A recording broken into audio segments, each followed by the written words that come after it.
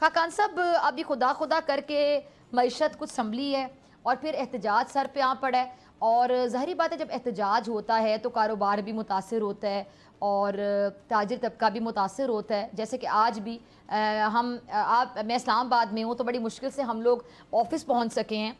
और ये जो लोग जो कि ट्रांसपोर्ट का काम करते हैं या फूड डिलीवरी का काम करते हैं, बहुत से लोग परेशान थे कि जी ऑफिस पहुंचने वाले जॉब पे नहीं पहुंच पा रहे, कंटेनर्स लगे हुए हैं, रास्ते बंद है, परेशानी का सामना है। तो ये फिर कारोबार भी मुतासर होता है। तो ये जो एहतजाज है किस हद तक हमारी मईशत को मुतासर करेगा अगर ये लंबा एहतजाज हो जाता है? और क्या हमारी मईशत एहतजाजी धरनों की जो सियासत है उसको बर्दाश्त कर सकती है?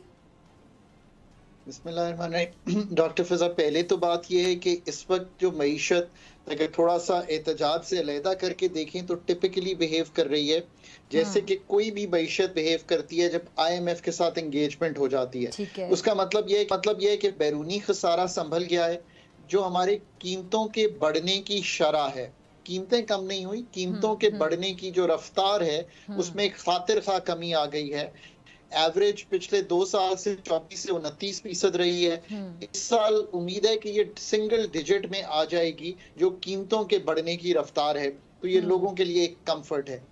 बैरूनी खसारा संभल गया है तो हमारे ज़खायर जो हैं वो इस वक्त तकरीबन 11-11.25 अरब डॉलर पे चले गए हैं। जो स्टेट बैंक के पास ज़र मुबादला है उससे हमारी एक इंपोर्ट का कवर बन गया है। सो एक कंफर्टेबल पोजीशन वहां पे भी है।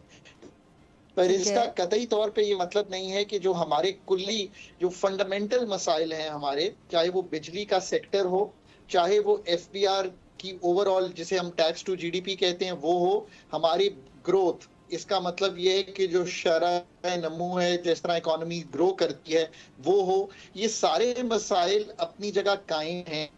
पर ये ICU के वार्ड से या ICU के वार्ड से निकलकर अब आ गए हैं सर्जिकल टेबल पर। सो अगर ये सारी सर्जरी हम कर पाए, प्राइवेटाइजेशन कर पाए, हम मैक्रो स्टेबिलिटी रख पाए, अपने खसारे यानी कि जो मालियाती खसारा है, एक्सपेंडिचर रिफॉर्म्स कर पाए, फिर तो ये आप कहेंगे ना this will be fundamental reform और ये तकवीत दे देगी इस टाइम पीरियड को जो हमें IMF के साथ मिला है।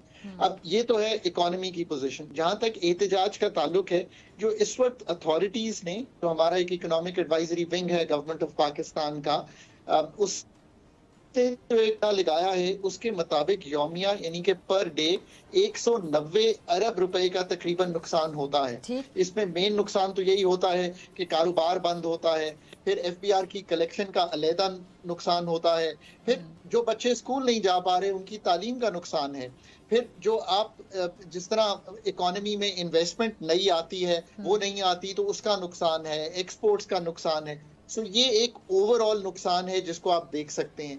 देखिए, ये तो अब आप पे जैसे कहेंगे लीडरशिप पे है कि वो किस तरह इस इशू को रिजॉल्व करती हैं, कितनी जल्दी इस इशू को रिजॉल्व करती हैं।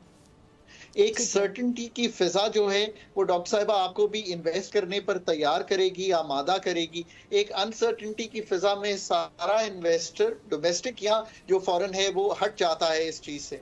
तो पॉलिटिकल सर्टेनिटी की तो सर्टेनली एक जरूरत भी है, जिसे कहेंगे एक मुफाहमत की जरूरत है। लेट्स होप कि ये हम आने वाले दिनों में देख पाएंगे।